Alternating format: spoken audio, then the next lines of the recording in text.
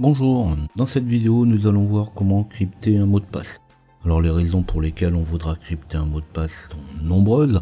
Par exemple pour crypter un mot de passe dans un fichier comme Shadow par exemple, ou même une base de données.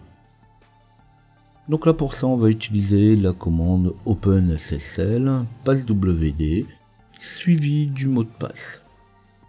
Donc là, à chaque fois qu'on va lancer le cryptage, on aura un mot de passe crypté différent. Alors c'est le système qui le décryptera ou qui vérifiera la validité de votre mot de passe. Par contre, OpenSSL passwd est limité à un mot de passe maximum de 8 caractères. Donc si on met un mot de passe de plus de 8 caractères, il sera tout simplement tronqué, comme je viens de le montrer. Alors toujours en restant dans le cryptage du mot de passe au plus simple, on pourra saler un petit peu plus le mot de passe en rajoutant le paramètre -salt pour saler le mot de passe.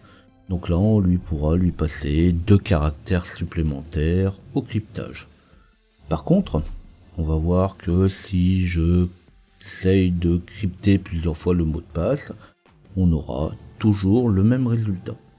Donc en réalité, c'est pas vraiment un mot de passe plus intéressant.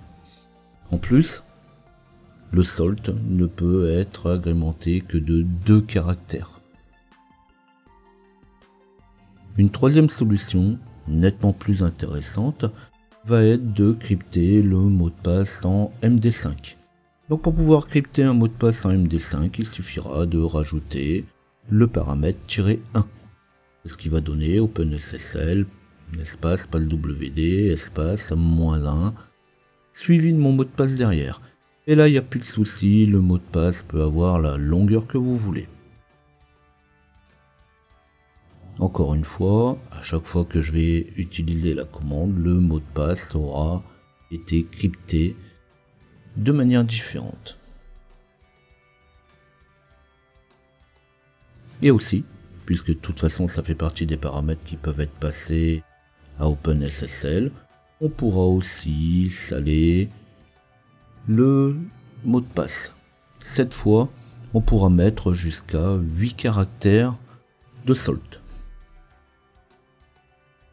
Donc comme je montre, ça donnera OpenSSL passwd espace -1 -salt espace les caractères pour saler le mot de passe, puis le mot de passe lui-même, et on retrouvera les caractères de salage au début du mot de passe crypté. Mais encore une fois, à partir du moment où on utilise salt, le mot de passe sera toujours crypté de la même manière et sera toujours identique. Par contre, on est bien limité, comme là je viens de le montrer, à 8 caractères.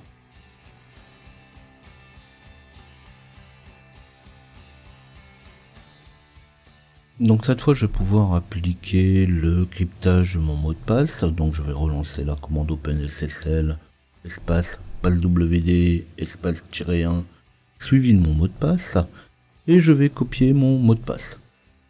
Alors bien sûr, pour pouvoir aller modifier mon fichier qui est dans etc shadow, je vais devoir me connecter en administrateur. Je fais un sudo su et je vais éditer le fichier etc shadow.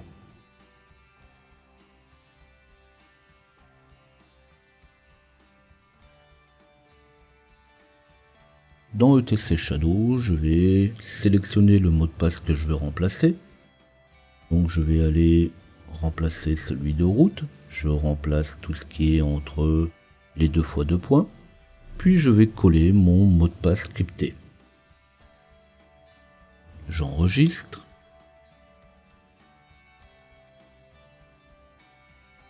Et puis cette fois, je vais me connecter en administrateur. Je quitte le compte administrateur, je vais taper SU, et là il va me demander mon mot de passe.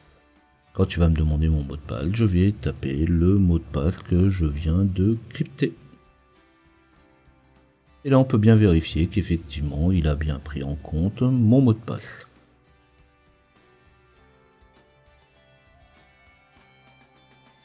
Si la vidéo vous a plu, n'hésitez pas à liker. Abonnez-vous à la chaîne pour retrouver mes autres vidéos. Visitez LJP Info pour retrouver des dates tuto. Laissez vos commentaires. N'hésitez pas à laisser aussi vos suggestions.